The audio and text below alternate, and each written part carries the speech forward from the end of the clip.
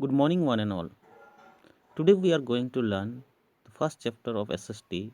The name of the chapter is The Globe, a Model of the Earth. From this chapter, we are going to learn few things. There are three things we are going to learn from this chapter: the globe as a model of the Earth.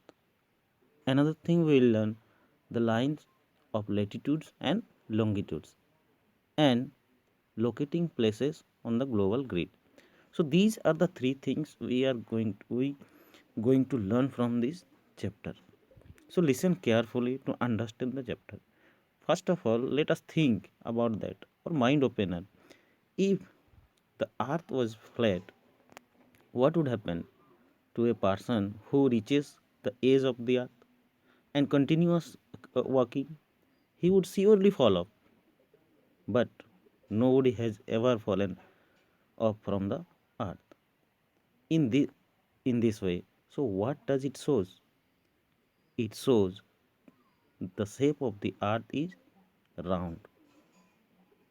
But when we look around, it appears to be flat. In fact, long ago, everyone believed that the earth was flat. They believed that if we travel a long distance, we would fall off. On that time, in ancient time, one of the Portuguese sailor he sails four ships. After 4 years, one of the ship reached at the same place, and he proved that the earth is round in shape, not flat. Getting? Now the question is the earth appears flat, but why? Because the earth is so much bigger than us. So when we see, we can see the short distance at a time. So it shows that it is flat. But when we climb very high into the sky, and from the sky we see the earth, it shows that earth is round in shape. The large size of the earth makes the difficult for us to study it as well. As we know, the earth is very big, very, very big. So it's not possible to study properly. So geographians have developed different means of representing the earth on a smaller scale. Geographians what they have done? They have make some of the two tools to study about the earth. As we are living on the earth, it's our, and we have to know about the earth. So to know about the earth, we need to understand two tools. With the two to help of two tools, we can learn about the earth. Kidding?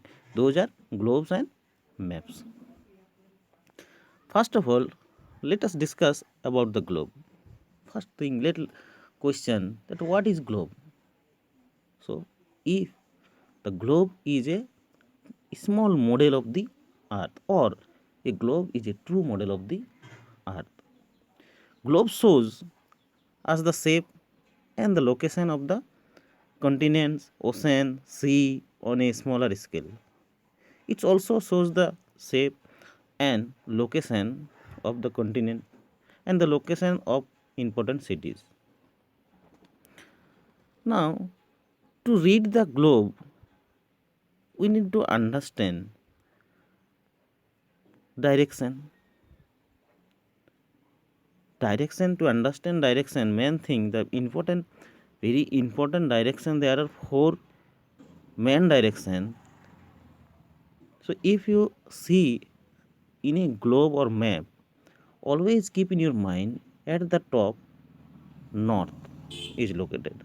At the top north is located, and the below south is located, and your right side located east, and left side located west.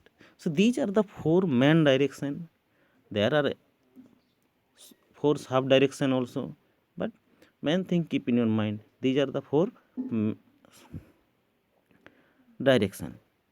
main direction. To read the book, we need these things.